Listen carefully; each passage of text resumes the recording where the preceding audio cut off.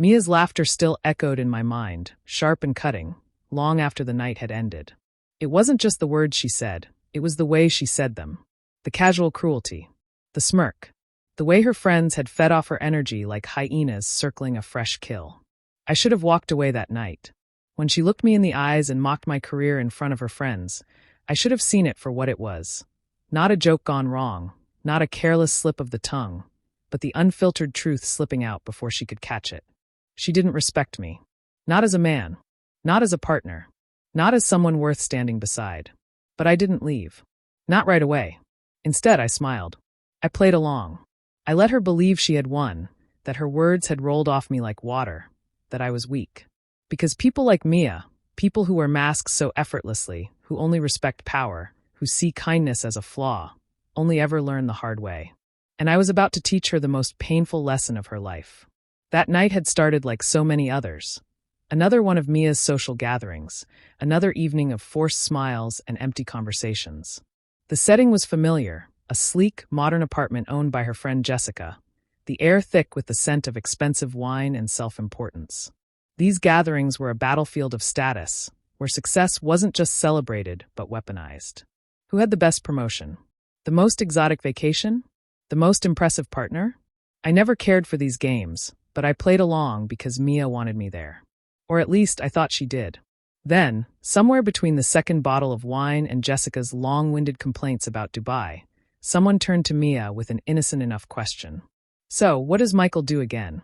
I didn't even look up at first. I assumed she'd answer the way she always did, something vague but respectful. Oh, he works in finance. He's in corporate. Something that, while not glowing, at least acknowledged the fact that I had built a solid career for myself. But that's not what she said. She smirked, swirled her wine lazily, and let out a small, condescending laugh. Oh, Michael, she said, her voice dripping with mockery. He just pushes papers in some tiny little cubicle all day. The room erupted into laughter.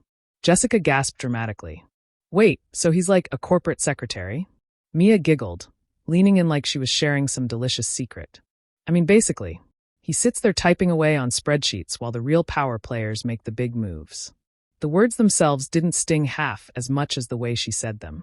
The arrogance, the smugness, the ease with which she reduced me to nothing, and the way her friends absorbed it, how quickly they accepted her version of me, as if my career, my hard work, my ambition was nothing more than a punchline to their wine-fueled amusement.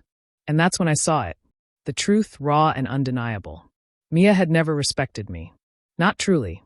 I could have called her out right then. Could have humiliated her the way she had humiliated me. But I didn't. Instead, I let out a small chuckle, took a slow sip of my drink, and leaned back in my chair. Yeah, I said, my voice calm. Just a boring little cubicle job. Mia glanced at me then, something flickering in her eyes. Victory. Satisfaction. The belief that she had put me in my place. She had no idea she had just made the biggest mistake of her life. That night changed everything for me. Not because I was humiliated, but because I finally saw her. Mia wasn't with me because she loved me. She was with me because I was convenient. Stable. The kind of man who paid for nice dinners, planned responsible vacations, handled emergencies. A placeholder until something better came along. She thought she had me trapped. She thought she had time to weigh her options, to keep me in the background while she tested the waters with someone new.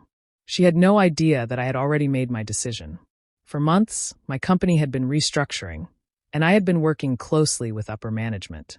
My so-called pathetic cubicle job was about to transform into a high-ranking corporate position with a massive salary increase. And the best part? The role was across the country. I had known for weeks that the job was mine. My boss, Mr. Thompson, had all but confirmed it. Michael, it's yours if you want it. And I did. But I told no one. Not even Mia. Because I knew exactly what would happen if she found out. She would suddenly remember how much she loved me. How much she respected me. She'd cling tighter, feigning admiration, pretending she had never doubted me.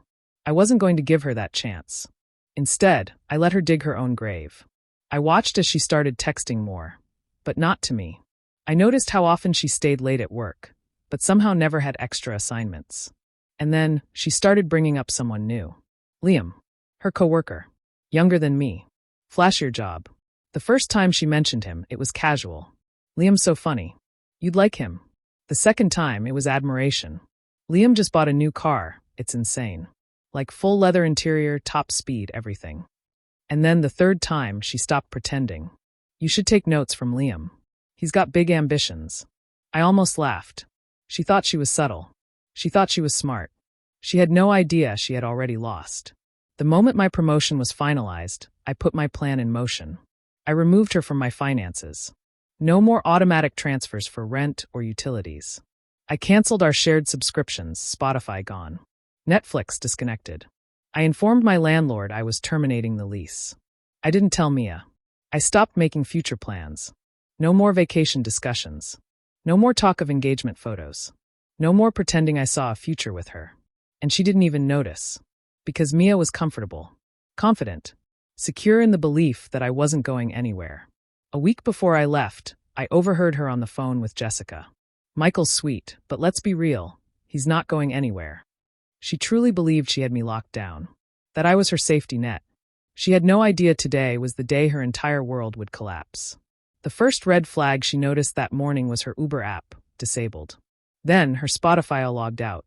Then the lease terminated. And finally, she saw the moving boxes.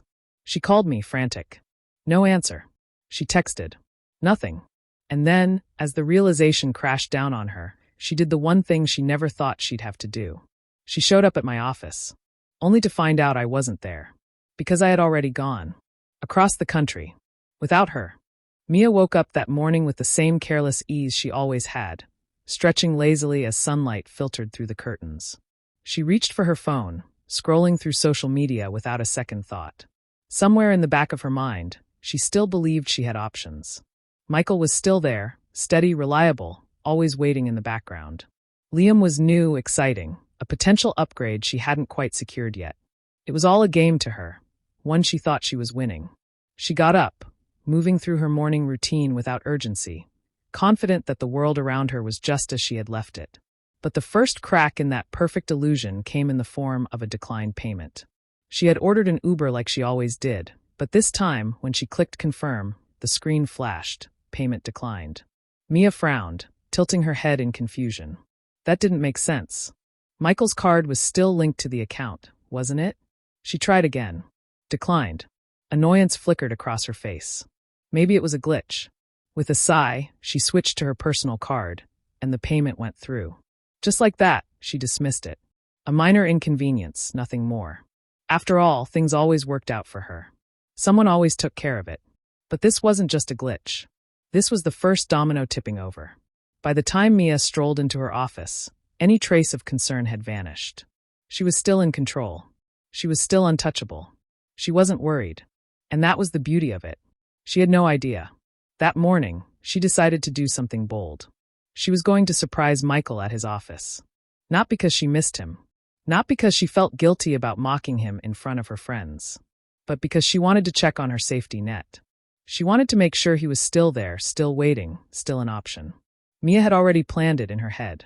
She would walk in, flash him a small, apologetic smile, and maybe even drop a casual, "Hey, I've been thinking about us." Just enough to keep him hooked. To make sure she could still reel him back in if she wanted. She was expecting the same old Michael. What she got instead was a nightmare. She breezed through the corporate lobby, barely glancing at the receptionist.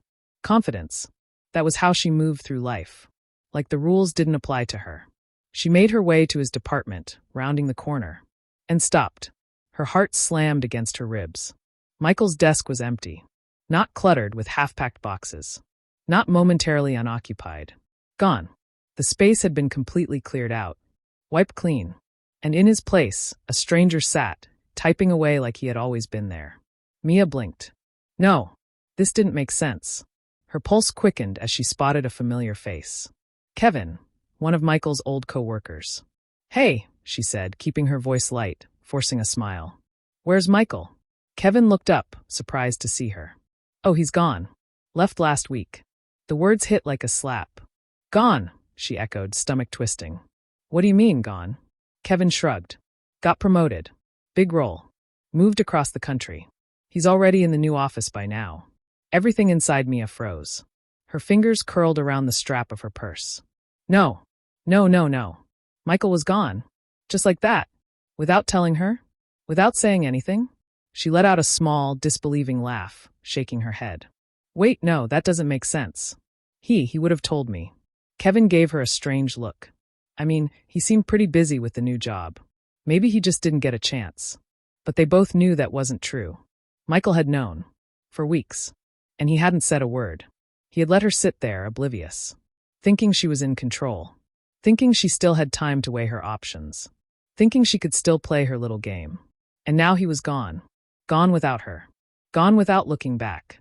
Mia's heart pounded in her chest. Fix this. Now. She grabbed her phone, hands shaking as she pulled up their messages. Hey, I just stopped by your office. I had no idea you were moving. Can we talk? She hit send. No response. Minutes passed. Nothing. She tried calling. Straight to voicemail. The panic set in. A cold, creeping realization slithered down her spine. She sent another text. Michael, please call me. I need to talk to you. Still nothing. That's when the anger kicked in. She refused to believe this. No, he wouldn't do this. He was just being petty. He was punishing her, trying to teach her a lesson. But then her phone buzzed. A single message from Michael. Don't worry, Mia. I found a better opportunity. You understand, right? Her breath hitched. She knew those words. Her own words. The same words she had once used to dismiss people who no longer served her. The same casual, cutting indifference she had wielded so effortlessly.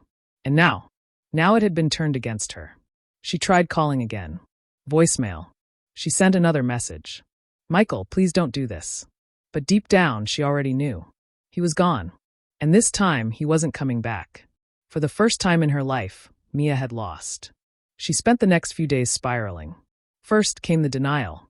She paced her apartment, tossing her phone onto the couch, ranting to herself. She convinced herself he was just being dramatic. He'd come to his senses. He had to. Then she turned to her friends, expecting sympathy. She got brutal honesty instead. Jessica barely stifled a yawn. What? He finally left. Mia's throat tightened.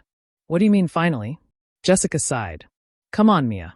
Everyone saw this coming. Except you. The words stung. She tried Claire next. Mia, Claire said bluntly, why are you acting surprised? You treated him like sh*T. He did what any smart man would do. Mia sat there, staring at her phone, numb. For the first time, she wasn't in control of the story.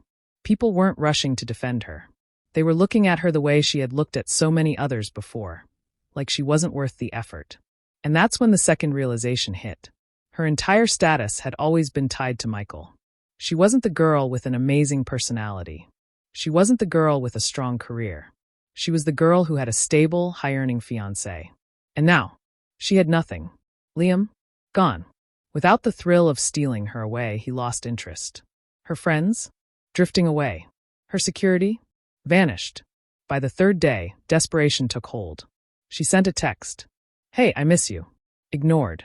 Hours later. Michael, please. I know I messed up. Can we just talk? Left on read. Then the calls. 32 of them. Michael never answered. On the final day, she sent one last message. Michael, please. I don't need anything from you. I just need to hear your voice. Just once. Michael read it. Paused. And then he deleted it. No response. No closure. Just silence. Because Mia had spent years looking down on him, treating him like a placeholder, a backup plan. And now, she was the one left behind.